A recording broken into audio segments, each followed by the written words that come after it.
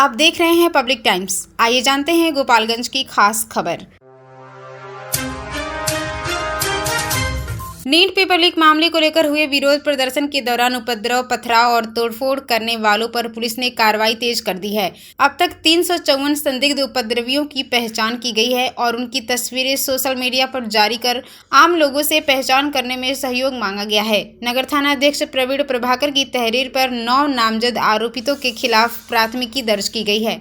आरोप है कि प्रदर्शन के दौरान पुलिस पर पथराव किया गया, पोस्टर फाड़े गए और सरकारी संपत्ति को नुकसान पहुंचाया गया। पुलिस ने मनोज कुमार, रंजन, शाह आलम और जयराम को गिरफ्तार कर न्यायिक हिरासत में भेज दिया है, जबकि एक विधि विरुद्ध किशोर को भी निरुद्ध किया गया है।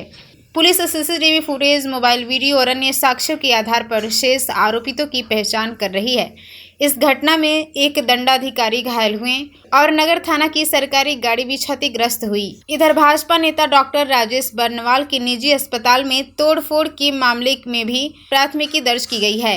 वहीं विभिन्न राजनीतिक दलों के नेताओं ने पूरे प्रकरण की निष्पक्ष जांच कर दोषियों पर कार्रवाई और निर्दोषों को परेशान न करने की मांग की है। कुचायकोट थाना क्षेत्र के बेलवा गांव के समीप NH 27 पर तेज रफ्तार ट्रक की चपेट में आने से साइकिल सवार एक वृद्ध की मौके पर ही मौत हो गई। हादसे के बाद ट्रक चालक वाहन समेत फरार हो गया। सूचना मिलते ही कुचायकोट थाना पुलिस घटनास्थल पर पहुंची। शव को कब्जे में लेकर पोस्टमार्टम के लिए सदर अस्पताल भेजा गया और मामले की जांच शुरू कर दी गई। आपको बता दें कि मृतक की पहचान विश्वम्बरपुर थाना क्षेत्र के सलेहपुर गांव निवासी जोगिंदर माझी के रूप में हुई है। वह रोज की तरह शहर में दातून बेचकर साइकिल से अपने घर लौट रहे थे, तभी बेलवा के पास तेज रफ्तार ट्रक ने उन्हें कुचल दिया। घटना के बाद कुछ देर के लिए NH 27 पर आफरा तफरी का माहौल रहा। पुलिस ने यातायात सामान्य कराते हुए आसपास के लोगों से पूछताछ की और फरार ट्रक व चालक की पहचान के लिए सीसीटीवी फुटेज तथा अन्य साक्ष्य जुटाने की कार्रवाई शुरू कर दी है। वृद्ध की मौत से परिजनों में कोहराम मच गया है। पुलिस ने बताया कि मामले में आवश्यक कानूनी कार्रवाई की जा रही है और आरोपी चालक की तलाश जारी है। पुलिस अधीक्षक विनय तिवारी ने गोपालगंज शहर के थाना चौक स्थित यातायात थाना का औचक निरीक्षण कर इस दौरान उन्होंने पुलिस उपाधीक्षक एवं यातायात थाना अध्यक्ष की मौजूदगी में विभिन्न अभिलेखों, पंजी और कार्यालय व्यवस्था की समीक्षा की तथा रिकॉर्ड के समुचित संधारण और प्रशासनिक कार्यों को बेहतर बनाने के निर्देश दिए। निरीक्षण के दौरान एसपी ने शहर में लगातार लगने वाले जाम को गंभीरता से लेते हुए अधिकारियों को प्रभावी ट्रैफिक प्रबंधन सुनिश्चित करने का निर्देश दिया। उन्होंने प्रमुख चौक चौराहों पर पर्याप्त पुलिस बल तैनात करने, भीड़-भाड़ वाले क्षेत्रों में नियमित निगरानी रखने और यातायात संचालन को सुचारू बनाए रखने पर जोर दिया। साथ ही सड़क किनारे होने वाले अवैध पार्किंग के खिलाफ विशेष अभियान चलाने और नियमित वाहन जांच करने के भी निर्देश दिए गए। एसपी ने कहा कि यातायात नियमों का उल्लंघन करने वालों पर सख्त कार्रवाई की जाएगी ताकि सड़क दुर्घटना पर रोक लग सके और आम लोगों को जाम की समस्या से राहत मिल सके। निरीक्षण के दौरान यातायात पुलिस के कार्यों की समीक्षा करते हुए आवश्यक सुधारात्मक सुझाव भी दिए गए। इस अवसर पर यातायात पुलिस उपाधीक्षक मिश्रा सोमेश, यातायात थाना अध्यक्ष तथा अन्य पुलिस अधिकारी और कर्मी मौजूद रहे। उसका थाना क्षेत्र के दहीभत्ता गांव में एक मामूली बात को लेकर शुरू हुआ विवाद हिंसक झड़प में बदल गया। आरोप है कि घर के पास एक बच्ची के शौच करने पर पड़ोसियों ने पहले बच्चे की पिटाई की और उसे बचाने पहुंची उसकी बड़ी बहन पर भी डंडे से हमला किया गया। दोनों बच्चियों की चीख पुकार सुनकर उसकी मां सोनी देवी बचाव के लिए पहुंची तो आरोपितों ने गाली गलौज करते हुए उन पर कुदाल से हमला कर दिया। घटना में मां समेत 3 लोग घायल हो गए हैं। सभी घायलों को इलाज के लिए सदर अस्पताल में भर्ती कराया गया, जहां उनका उपचार जारी है। जानकारी के अनुसार सोनी देवी अपने पति के बाहर रहने के कारण 2 बेटियों के साथ घर पर रहती हैं। घटना के बाद इलाके में तनाव का माहौल बन गया। सूचना मिलने पर उसका गांव थाना पुलिस मौके पर पहुंची और घायलों का बयान दर्ज कर मामले की जांच शुरू कर दी। पुलिस का कहना है कि शिकायत के आधार पर पूरे प्रकरण की जांच की जा रही है तथा जांच में सामने आए तथ्यों के अनुसार आगे की कानूनी कार्रवाई की जाएगी। बैकुंठपुर प्रखंड स्थित डुमरिया घाट को इको टूरिज्म और धार्मिक पर्यटन के प्रमुख केंद्र के रूप में विकसित करने की दिशा में बड़ा कदम उठाया गया है। बिहार सरकार के पर्यावरण, वन एवं जलवायु परिवर्तन विभाग ने वित्तीय वर्ष 2026 और 27 के तहत 2,66,01,000 रुपये की प्रशासनिक स्वीकृति प्रदान की है।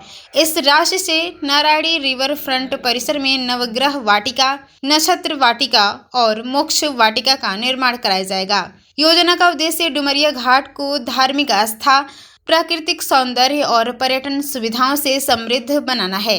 विभाग के अनुसार निर्माण कार्य वन प्रमंडल पदाधिकारी गोपालगंज की देखरेख में वित्तीय नियमों के अनुरूप कराया जाएगा। बैकुंठपुर विधायक एवं बिहार सरकार के शिक्षा मंत्री मिथिलेश तिवारी ने इस स्वीकृति पर मुख्यमंत्री सम्राट चौधरी और वन, पर्यावरण एवं जलवायु परिवर्तन मंत्री रामचंद्र प्रसाद शाह का आभार जताया। उन्होंने कहा कि इससे डुमरिया घाट को राज्य के प्रमुख पर्यटन स्थलों में नई पहचान मिलेगी। उन्होंने बताया कि यहाँ पहले से नारायणी रिवर फ्रंट का निर्माण हो चुका है, जबकि मल्टीपर्पज सामुदायिक भवन और विद्युत शवदाह गृह का निर्माण भी जारी है। नई परियोजनाओं के पूरा होने से पर्यटन को बढ़ावा मिलेगा, स्थानीय रोजगार के अवसर बढ़ेंगे और क्षेत्रीय व्यापार को भी नई गति मिलेगी। एआईएमआईएम ने जिला प्रशासन पर सवाल उठाते हुए पूरे मामले की निष्पक्ष जांच की मांग की है। पार्टी के प्रदेश सचिव सह सारण प्रभारी अनस सलाम ने आरोप लगाया है कि वास्तविक दोषियों पर कार्रवाई होनी चाहिए, लेकिन किसी भी निर्दोष व्यक्ति को राजनीतिक दबाव में फंसाया नहीं जाना चाहिए। उन्होंने दावा किया कि प्रदर्शन के दौरान पार्टी कार्यकर्ता लगातार शांतिपूर्ण मार्च की अपील कर रहे थे और किसी भी तरह की अव्यवस्था रोकने का प्रयास कर रहे थे। उनका कहना है कि यदि कुछ असामाजिक तत्वों ने उपद्रव किया है तो प्रशासन को साक्ष्यों के आधार पर उनकी पहचान कर कानूनी कार्रवाई करनी चाहिए, न कि निर्दोष लोगों को निशाना बनाया जाए। अनस सलाम ने आरोप लगाया कि भाजपा नेताओं के दबाव में कार्रवाई की जा रही है, जबकि प्रशासन को निष्पक्ष और पारदर्शी जांच करनी चाहिए। उन्होंने कहा कि एआईएमआईएम शांतिपूर्ण लोकतांत्रिक तरीके से अपने समर्थकों के साथ खड़ी है और निर्दोष लोगों को न्याय दिलाने के लिए आवाज उठाती रहेगी। साथ ही उन्होंने दोषियों के खिलाफ सख्त कानूनी कार्रवाई और निर्दोष लोगों को राहत देने की मांग दोहराई। आपको बताते चले कि गोपालगंज में छात्र प्रदर्शन के बाद हुई पुलिस कार्रवाई को लेकर जिले में सियासी बयानबाजी तेज हो गई है। जिला राजद और एआईएमआईएम ने राज्य सरकार तथा जिला प्रशासन की कार्रवाई पर सवाल उठाते हुए निष्पक्ष जांच और गिरफ्तार लोगों को राहत देने की मांग की है। जिला राजद के प्रधान महासचिव इम्तियाज अली भुट्टो ने आरोप लगाया कि सरकार आंदोलनकारी छात्रों के साथ अपराधियों जैसा व्यवहार कर रही है। उनका कहना है कि मामलों को वापस लेने का आश्वासन दिए जाने के बावजूद छात्रों पर एफआईआर दर्ज की जा रही है और गिरफ्तारियां की जा रही है। राजद ने मांग की है कि छात्रों पर दर्ज मुकदमे वापस लिए जाएं और गिरफ्तार नेताओं को रिहा किया जाए, अन्यथा पार्टी बड़े आंदोलन का रास्ता अपनाएगी। वहीं एआईएमआईएम के प्रदेश सचिव सह सारण प्रभारी अनस सलाम ने पूरे मामले की निष्पक्ष एवं पारदर्शी जांच की मांग करते हुए कहा कि यदि उपद्रव में असामाजिक तत्व शामिल हैं तो उनके खिलाफ साक्ष्यों के आधार पर सख्त कार्रवाई की जानी चाहिए, लेकिन निर्दोष लोगों को राजनीतिक दबाव में परेशान न किया जाए। उन्होंने कहा कि उनकी पार्टी शांतिपूर्ण लोकतांत्रिक तरीके से न्याय की मांग करती रहेगी। होश में आओ, बोलिए क्या मांग है आप लोगों की आज?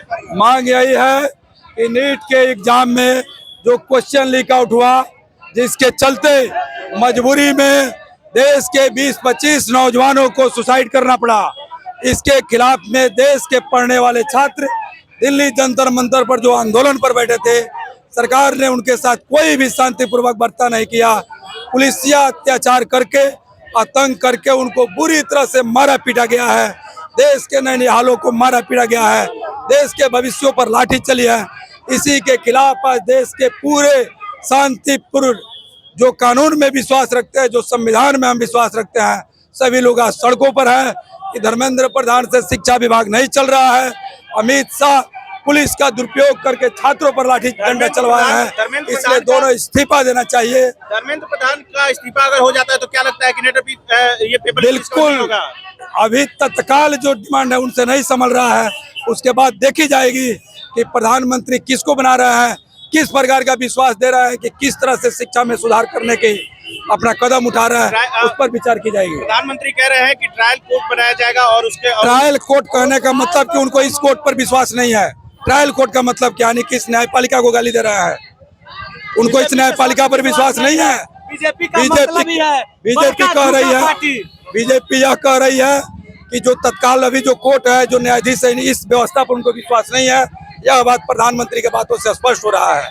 हमको ट्रायल कोर्ट पे अगर यदि इन्वेस्टिगेशन करानी है तो अमित शाह का और धर्मेंद्र प्रधान का जब तक इस्तीफा नहीं होगा तब तक कोई भी इन्वेस्टिगेशन जो है सो प्रेस नहीं होगा। इस्तीफा दो। अगर धर्मेंद्र प्रधान का इस्तीफा नहीं देते हैं तो आगे आप लोग क्या करेंगे? प्रोटेस्ट हमारा शांतिपूर्वक प्रोटेस्ट चलता रहेगा। छात्रों पर जब जब हमला होगी उनके साथ शांतिपूर्वक संवैधानिक तरीके से बातचीत नहीं होगी, देश की आवाम सड़कों पर आएगी, हम लोग सड़कों पर आएंगे। छात्रों का ये अधिकार है, मौलिक अधिकार है शिक्षा उनका। गवर्नमेंट उनके साथ शांतिपूर्वक पहल करे, उस पहल में जो बातें आएगी छात्र नेता वहां पर करेंगे, उन पर हमला होगी हम सड़क पर आएंगे। हमारा नाम Parmendra Prasad, all India lawyer union association Gopalganj. तो ये थी गोपालगंज की खास खबर। आप इसे देख रहे थे पब्लिक टाइम्स पर। नमस्कार।